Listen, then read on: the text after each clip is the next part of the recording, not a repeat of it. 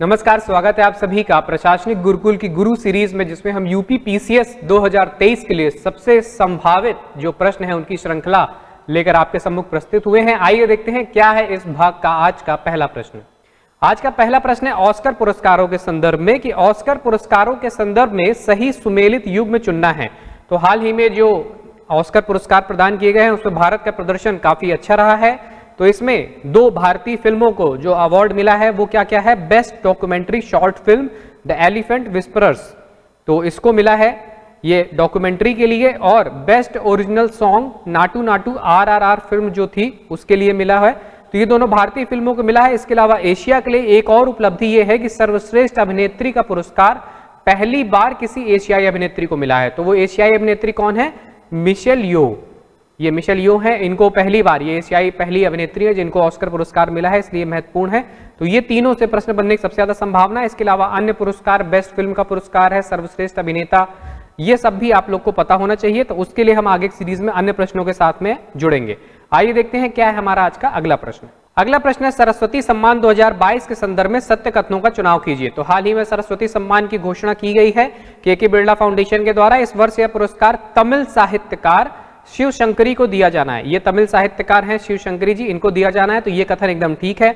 उनके संस्मरण सूर्यवंशम के लिए उन्हें यह पुरस्कार दिया गया है। तो इन्होंने तमिल में संस्मरण लिखा था सूर्यवंशम, उसके लिए उनको पुरस्कार मिला है। तो ये एकदम ठीक है। तो एक और दो दोनों कथन ठीक है। तो ये प्रतीक चिन्ह है सरस्वती सम्मान का, तो ये दिया जाता है। वाग्देवी सरस्वती की कांस्य की प्रतिमा ये दी जाती है, और इसके साथ में प्रशस्ति पत्र और 15 लाख रुपए का इनाम इसमें दिया जाता है। तो ये सरस्वती सम्मान 2022 किसको दिया गया है? तमिल साहित्यकार शिव शंकरी। नाम याद रखिएगा, शिव शंकरी जी को दिया गया है सरस्वती सम्मान सूर्यवंशम के लिए। सूर्यवंशम मिलाने के लिए पुस्तकों के रूप में भी पूछा जा सकता है आपसे कि 2-3 पुस्तकें दी जाएंगी, वहां पे एक दे दिया जाएगा। तो सूर्यवंशम का नाम भी याद रखना है आपको। अगला प्रश्न है वार्षिक विश्व वायु गुणवत्ता रिपोर्ट के संदर्भ में सत्य कथनों का चुनाव करना है। तो हाल ही में ये रिपोर्ट जारी की गई है, तो इसके बारे में सत्य कथन चुनना है। आइए देखते हैं। इसे स्विस वायु गुणवत्ता प्रौद्योगिकी कंपनी IQ एयर द्वारा तैयार किया गया। तो ये एकदम ठीक है। ये स्विट्जरलैंड की एक एयर क्वालिटी टेक्नोलॉजी कंपनी है IQ एयर, उसके द्वारा ये तैयार किया जाता है। इसमें जो शहरों की रैंकिंग है, वहां पे जो बहुत सारे वायु प्रदूषक हैं, जैसे PM 2.5 की क्या स्थिति या अन्य वायु प्रदूषकों की क्या स्थिति, उसके बारे में ये तैयार किया जाता है। तो ये एकदम सही है, इसने तैयार किया है IQ एयर ने। दूसरा कथन, नई दिल्ली विश्व का दूसरा सबसे प्रदूषित राजधानी शहर है। ये ठीक है एकदम, राजधानी के मामले में दूसरा सबसे प्रदूषित राजधानी शहर है, पहला सबसे प्रदूषित लाहौर। दूसरा स्टेटमेंट भी ठीक है। तीसरा, चाड, इराक, पाकिस्तान, बहरीन और बांग्लादेश, यानी ये जो 5 सबसे प्रदूषित देश हैं, ये वर्ष 2022 में है। तो नंबर 1 पे चाड, नंबर 2 पे इराक, नंबर 3 पे पाकिस्तान। ये शीर्ष 3 जरूर याद रखिएगा। पहला तो कई बार सीधे सीधे पूछ लिया जाता है, तो चाड याद रखिएगा कि IQ एयर के द्वारा जो वार्षिक विश्व वायु गुणवत्ता रिपोर्ट आई थी उसमें पहले स्थान पे चाड था। तो सबसे ज्यादा प्रदूषित चाड है, और शीर्ष 5 में भारत नहीं है, ये भी याद रखना है आपको। लेकिन 2 पड़ोसी देश पाकिस्तान और बांग्लादेश तीसरे और आपके 5वें नंबर पे हैं। तो तीनों कथन इसमें सही हो जाएंगे। अगला प्रश्न इकोनॉमिक्स से रिलेटेड है कि हाल ही में सुर्खियों में रहा शब्द प्रेडेटरी प्राइसिंग किससे संबंधित है? तो प्रेडेटरी प्राइसिंग का क्या तात्पर्य होता है कि कोई ब्रांड होता है तो वो अपने प्रोडक्ट्स और सर्विसेज यानी अपनी उत्पाद और सेवाएं वो मार्केट में बेचता है, लेकिन वो क्या करता है कि प्रतिस्पर्धा को समाप्त करने के लिए अपनी उत्पादों और सेवाओं की कीमतों को बहुत निम्न स्तर तक गिरा देता है। Sets prices as low as possible, जितना गिर सकता है। उससे क्या होता है कि making tough for competitors to survive, यानी उसके अलावा जो 10 दूसरे कंपटीटर्स है, चूंकि ये ब्रांड है, इसके पास में पैसा है, इसके पास सब कुछ है, तो ये एक बार के लिए नुकसान झेल जाता है। लेकिन जो दूसरे कंपटीटर्स हैं वो मार्केट से इसकी वजह से बाहर होने लगते हैं। ड्राइविंग ऑफ कंपटीशन, वो मार्केट से बाहर हो जाते हैं, और फिर क्या होता है, इस ब्रांड की मोनोपोली हो जाती है। और मोनोपोली होने के बाद में ये ब्रांड क्या कर सकता है, अपने उत्पादों को, जितना नुकसान इसने उठाया तो उससे ज्यादा दुगने उत्पादों पे भी बेचेगा अगर, तो इसके उत्पाद बिकेंगे, क्योंकि मोनोपोली, क्योंकि यही एक विक्रेता उस समय रह जाएगा उत्पादों और सेवाओं का। तो ये जो पूरी प्रक्रिया कहलाती है ये प्रेडेटरी प्राइसिंग कहलाती है। तो सही उत्तर हो जाएगा प्रतिस्पर्धा को समाप्त करने के प्रयासों के लिए कीमतों को कम करने की अवैध प्रक्रिया। अधिक करने की नहीं है, कम करने की अवैध प्रक्रिया। ये एकदम सही उत्तर इसका हो जाएगा। अगला प्रश्न, निम्न में कौन सा भारत का प्रथम क्रिप्टो करेंसी इंडेक्स है? तो सही उत्तर हो जाएगा IC 15। ये क्रिप्टो की नॉलेज, जो क्रिप्टो की जो मुद्राएं हैं उसमें जो उतार चढ़ाव होता है उसका ये मापन करता है। तो IC15 इसका नाम याद रखिएगा। 2023 से मिलते हुए जुलते हुए नाम आपको कंफ्यूज करने के लिए दिए जा सकते हैं, लेकिन ये सब गलत होंगे। सही उत्तर है IC15। अगला प्रश्न आपका, यौन अपराधों से बच्चों का संरक्षण अधिनियम 2012, protection of child from sexual offence act, POCSO act जिसको हम प्रचलित नाम से जानते हैं, इसमें कितनी आयु से कम उम्र का कोई भी व्यक्ति क्या हो सकता है? बालक हो सकता है। मतलब किसको बालक माना जाएगा अगर उसकी उम्र कितनी कम है? तो यहाँ पे जो पहले था वो 16 वर्ष था, तो लेकिन इसको 16 वर्ष मत कीजिएगा क्योंकि संशोधित करके 18 वर्ष कर दिया गया है अभी। तो अगर 18 वर्ष से कोई कम आयु का है तो उसको भी पॉस्को एक्ट के तहत संरक्षण प्रदान किया जाएगा, उसको बालक ही माना जाएगा अगर उसके साथ में कोई यौन अपराध होता है। तो पहले ये 16 वर्ष था। पुराने क्वेश्चन जो प्रीवियस ईयर क्वेश्चन रिपीटेड आते हैं तो कई बार अपडेटेड भी आ जाते हैं इसमें, तो ये ध्यान रखिएगा इसमें अपडेशन हुआ, ये 18 वर्ष है, अब 16 वर्ष नहीं है, इसलिए इसको यहाँ पे डाला गया था। करंट से भी रिलेटेड है और प्रीवियस ईयर क्वेश्चन भी है ये। अगला प्रश्न है, हाल ही में किस राज्य द्वारा खेल और खिलाड़ियों को बढ़ावा देने तथा खेल संस्कृति विकसित करने हेतु राज्य की पहली खेल नीति 2023 की घोषणा की गई है? तो उत्तर प्रदेश विशेष के संदर्भ में ये प्रश्न है। सही उत्तर है उत्तर प्रदेश। उत्तर प्रदेश के द्वारा हाल ही में राष्ट्रीय खेल नीति 2023 की घोषणा की गई है।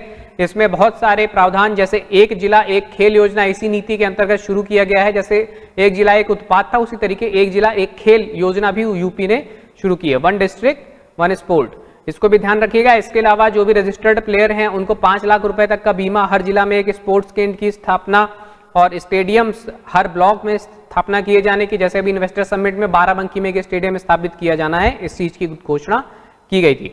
इसके अलावा कई जो लोकल स्पोर्ट्स हैं और इंडिजिनस स्पोर्ट हैं उनको भी बढ़ावा दिया जाना इस खेल नीति का हिस्सा है। इसके अलावा खेल संबंधित जो उद्योग हैं, जो सामान बनाते हैं या उनसे संबंधित अन्य उत्पादों का निर्माण करते हैं, स्पोर्ट इंडस्ट्री जो है उसको भी इसमें इनकरेज किया जाएगा। और साथ में स्पोर्ट टूरिज्म, यानी जो लोग आते हैं देखने के लिए, मैचेस देखने के लिए आते हैं, उनको ज्यादा से ज्यादा सुविधाएं प्रदान की जा सके, या सीखने के लिए यहाँ पे आते हैं तो स्पोर्ट्स टूरिज्म को भी बढ़ावा दिया जाएगा। और इसके अलावा जो ऑनलाइन गेमिंग जैसे ई स्पोर्ट्स हैं, उस तरीके की चीजों को भी इसमें प्रमोशन का प्रोविजन इस खेल नीति में किया गया। उत्तर प्रदेश के विशेष संदर्भ है, इसलिए इसको थोड़ा सा डिटेल में आपको समझना होगा।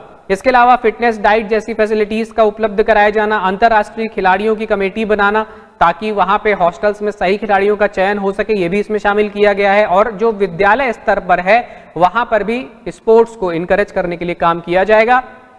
और एक एकलव्य स्पोर्ट्स फंड की स्थापना खिलाड़ियों के लिए की जाएगी ताकि जो खिलाड़ी इंजर्ड हो जाते हैं, चोटिल हो जाते हैं, वो जल्दी से जल्दी रिकवरी कर सके। तो ये उत्तर प्रदेश की खेल नीति हाल ही में जारी की गई है। ये था आपका सही उत्तर, उत्तर प्रदेश। अगला प्रश्न भी उत्तर प्रदेश के बारे में है कि हाल ही में किस राज्य के द्वारा सेंट्रल विस्टा की तर्ज पर विधान भवन बनाने की घोषणा की गई है? तो उत्तर प्रदेश के द्वारा ये घोषणा की गई है। ये सेंट्रल विस्टा प्रोजेक्ट है, नया संसद भवन जो बना है उसके लिए, और ये यूपी का विधानसभा भवन है जिसको निर्मित हुए लगभग 100 साल पूरे हो चुके हैं, लेकिन इसलिए अब नए आवश्यकता महसूस की जा रही है, नए कार्यालय की आवश्यकता महसूस की जा रही है। इसलिए सेंट्रल विस्टा की ही तर्ज पे कई सारे कार्यालयों के तहत इसको निर्मित किया जाएगा।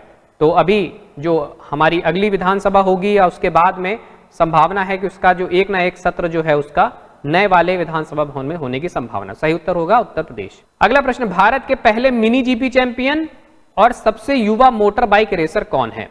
तो श्रेयस हरीश, इनका नाम जरूर पूछा जा सकता है क्योंकि ये तो पहले हैं, सबसे युवा हैं और मिनी जीपी चैंपियन है भारत के पहले। ये कहाँ के रहने वाले हैं? ये बेंगलुरु कर्नाटक के रहने वाले हैं। और हाल ही में जो उत्तर प्रदेश में इन्वेस्टर्स मीट हुई थी उसमें प्रधानमंत्री मोदी जी ने इनको सम्मानित भी किया था, तो इसलिए उत्तर प्रदेश के बारे में भी रिलेट हो गया है और ये अपने आप में भी एक फैक्ट इंपॉर्टेंट है, तो इसको ध्यान रखिएगा। श्रेयस हरीश, मिलते जुलते नाम दिए जा सकते हैं, श्रेयस हरीश सिन्हा इस तरीके का, लेकिन ये नहीं होगा। सही उत्तर है श्रेयस हरीश, नाम याद रखना होगा आपको। अगला प्रश्न है, हाल ही में किसे इलाहाबाद हाईकोर्ट के मुख्य न्यायाधीश के रूप में नियुक्त किया गया है? तो अभी तक जो हाईकोर्ट के, इलाहाबाद हाईकोर्ट के मुख्य न्यायाधीश थे वो थे न्यायमूर्ति राजेश बिंदल, लेकिन हाल ही में जब सुप्रीम कोर्ट यानी सर्वोच्च न्यायालय में न्यायाधीशों का चयन प्रक्रिया सुनिश्चित हुई तो राजेश बिंदल सुप्रीम कोर्ट चले गए हैं। तो हाल ही में किसको नया नियुक्त किया गया है? प्रीतंकर दिवाकर। ये प्रीतंकर दिवाकर जी हैं, इनको उत्तर प्रदेश में इलाहाबाद हाईकोर्ट के मुख्य न्यायाधीश के रूप में हाल ही में नियुक्त किया गया। नई नियुक्ति है इसलिए नाम पूछा जा सकता है, इसको याद रखिएगा। अगला प्रश्न, हाल ही में गोरखपुर के पनियाला को जीआई टैग मिला है, यह क्या है? तो पनियाला क्या है? तो पनियाला जो है वो खट्टा मीठा फल है एक प्रकार का, और इसके लिए जो संरक्षित पेड़ हैं, जो बाग हैं, उनको जीआई टैग मिलने के बाद में और संरक्षण दिया जाएगा। तो ये किस जिले से रिलेटेड है? तो ये पूछा जा सकता है, गोरखपुर से रिलेटेड है। उत्तर प्रदेश के बाकी जीआई टैग्स को भी आपको देख लेना होगा और एग्जैक्टली उनके नामों में क्या है ये भी आपको देखना होगा। तो मिलता जुलता चीज हो सकता है, आपको पनियाला से लग सकता है कि शीतल पेय या पान या शॉल ऐसा कुछ हो सकता है, लेकिन ऐसा नहीं है। सही उत्तर होगा खट्टा मीठा फल। जामुन के प्रकार का होता है ये, लेकिन इसमें गुठली जामुन के जैसे नहीं होती। अगला प्रश्न, फरवरी 2023 में तकनीकी वस्त्रों से संबंधित टेक्नोटेक्स 2023 का आयोजन कहां किया गया? तो टेक्नोटेक्स 2023 का आयोजन कहां किया गया? मुंबई में किया गया हाल ही में।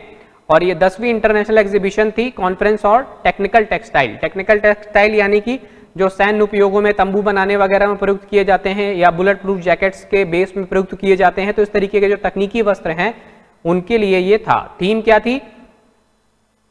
Envisioning Indian technical textile eight 2047, यानी 2047 के लिए जो आवश्यकताएं हैं तकनीकी वस्त्रों की, उसके लिए क्या थीम यहां पे रखी गई है उसको आपको ध्यान रखना होगा। बॉम्बे एग्जीबिशन सेंटर मुंबई में हुआ था। सही उत्तर हो जाएगा मुंबई। अगला प्रश्न, दिसंबर 2022 में भारत इंटरनेट गवर्नेंस फोरम के द्वितीय संस्करण का आयोजन कहां किया गया? ध्यान रखिएगा यहाँ पे नंबर भी पूछा जा सकता है, क्योंकि शुरू के जो संस्करण होते हैं पहला, दूसरा, तीसरा, वहां पे कंफ्यूज करने के लिए यूपीपीसीएस विकल्प डाल देते हैं। तो यहाँ पे द्वितीय संस्करण है किसका? भारत इंटरनेट गवर्नेंस फोरम का। ये कहां पे संपन्न हुआ है? ये नई दिल्ली में संपन्न हुआ है। और थीम क्या थी? Leveraging tech aid for empowering Bharat. ये थीम भी याद रखना है आपको, आयोजन स्थल याद रखना है, भारत इंटरनेट गवर्नेंस फोरम। अगला प्रश्न आपका, हाल ही में विश्व स्वास्थ्य शिखर सम्मेलन 2022 का आयोजन कहां किया गया था? तो विश्व स्वास्थ्य शिखर सम्मेलन का आयोजन किया गया था जर्मनी के बर्लिन में। बर्लिन जर्मनी में वर्ल्ड हेल्थ समिट 2022 ये अक्टूबर में आयोजित की गई थी, तो ध्यान रखिएगा स्थान बर्लिन में। अगला प्रश्न, विजय हजारे ट्रॉफी 2022-23 में प्लेयर ऑफ द सीरीज का पुरस्कार किसे प्रदान किया गया है? तो विजय हजारे ट्रॉफी किससे संबंधित है? क्रिकेट से संबंधित है। जिस प्रकार रणजी ट्रॉफी टेस्ट मैच होते हैं, उसी तरीके विजय हजारे ट्रॉफी में वनडे मैच होते हैं। ये लोकल लेवल पे, यानी इंडिया की जो टीम्स है उनके लेवल पे, जैसे मुंबई, सौराष्ट्र, उत्तर प्रदेश, गुजरात, इस तरीके से। तो यहाँ पे इस बार जो विजय हजारे ट्रॉफी हुई थी 2022-23 में, उसमें ऋतुराज गायकवाड़ को प्लेयर ऑफ द सीरीज का अवार्ड दिया गया था। ये इसलिए भी महत्वपूर्ण है क्योंकि विजय हजारे ट्रॉफी में एक काम इन्होंने और किया था कि एक ही ओवर में 7 छक्के मारने का रिकॉर्ड था इनका। एक नो बॉल थी, उसमें इन्होंने 6 मारा था। तो सर्वाधिक एक ओवर में वनडे क्रिकेट में जो छक्के मारने का रिकॉर्ड है वो ऋतुराज गायकवाड़ के नाम भी है। तो 7 छक्के इन्होंने एक ओवर मारे। तो ये नहीं पूछा जा सकता है, लेकिन इनसे संबंधित अगर प्रश्न बनाना होगा कोई एक डेडिकेटेड प्रश्न, तो इस तरीके का जरूर बनेगा कि विजय हजारे ट्रॉफी में 2022-23 में प्लेयर ऑफ द सीरीज किसे प्रदान किया गया? ऋतुराज गायकवाड़ को। तो ये थी आज की 15 प्रश्नों की श्रृंखला। उम्मीद है आपको पसंद आई होगी, तो इसको लाइक जरूर कीजिएगा, शेयर कीजिएगा अपने मित्रों के साथ में, सब्सक्राइब कीजिए हमारा यूट्यूब चैनल प्रशासनिक गुरुकुल। और इसी तरीके के अन्य प्रश्नों और अन्य श्रृंखलाओं के लिए, जिसमें हम उत्तर प्रदेश विशेष की भी श्रृंखला लेकर के आए हुए हैं, बेल आइकॉन जरूर प्रेस कर दीजिए ताकि डेली नोटिफिकेशन आपको मिलता रहे और रेगुलर वीडियोस अपडेट आपको मिलता रहे। आज की कक्षा में जुड़ने के लिए आप सभी का हार्दिक धन्यवाद।